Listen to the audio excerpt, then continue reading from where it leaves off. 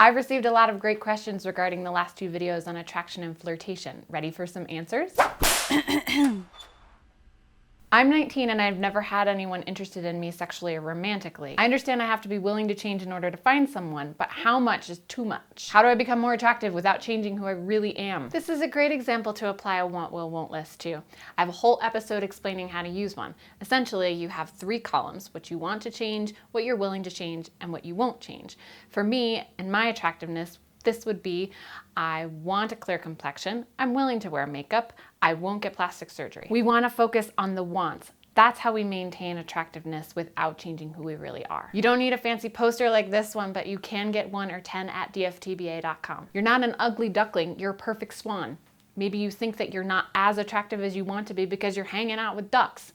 Go hang out with the swans. This is to say that becoming more attractive doesn't have to be about changing you. It could be about changing your audience, the company that you keep. Hang out with people who prefer the features you have. Out of curiosity, are you talking about sexual attraction, romantic attraction, aesthetic attraction, or what? All of the attractions. It's going to be so interesting to learn what more there is to beauty and appearance and attraction as we move away from reproductive function and look at things like same-sex attraction, asexuality, intersex, and paraphilias. These days, if I'm attracted to someone, I assume they're not attracted to me, so I try really hard not to pursue it, but it's really hard not to pursue it. This mess of thoughts might be explained by the error management theory, the idea that when you're faced with a decision to pursue someone or not, you're faced with 2 errors to juggle. One is that you hold off and you don't make a move, but oops, they would have actually welcomed the interest. The other error is that you ignore the signals of this is not a match, don't hit on me, and proceed to get rejected. Reproductively speaking, not gender, not sexual orientation, women are more likely to commit the first type of error,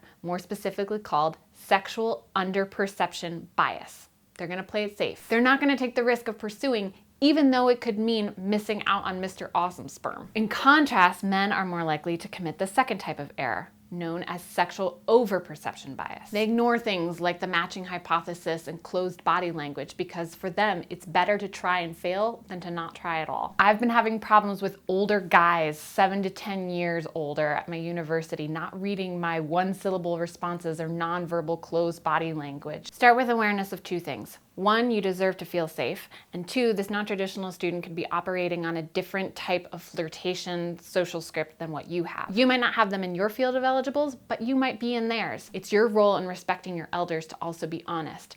If they are making you feel uncomfortable, let them know. Tell them to back off. It isn't rude to take care of your safety, but it is rude to harass someone. You mentioned that hormones change how and when a person might be attracted to someone else, but how does this affect, say, a queer girl? This is a brilliant question. Curiosity high five. Hormones obviously play a role in attraction, and they play a role in masculinity and femininity, which is why some of you take them in order to have more congruency between your bodies and your gender. How hormones affect what you're attracted to, that's uncertain. Let's try something we haven't yet. I'm gonna call it crowdsourcing curiosity. Sexplaneteers, please share with us in the comments any experiences you have or research you found addressing this question. The eye contact part made me uneasy as a person with an important visual handicap. The steps that I outlined to attraction don't have to be the way that it goes. There are lots of ways to interact socially and flirtatiously, including the sound of our voices or the way that we touch one another. When someone who you wish to flirt with is a very friendly person, how can you tell if the person is being flirty or friendly? I'm gonna give you 3 options and let you sort them out. One way is to increase your flirtation to draw out their intentions. Another would be to decrease it and shut them down. The third way would be to ask.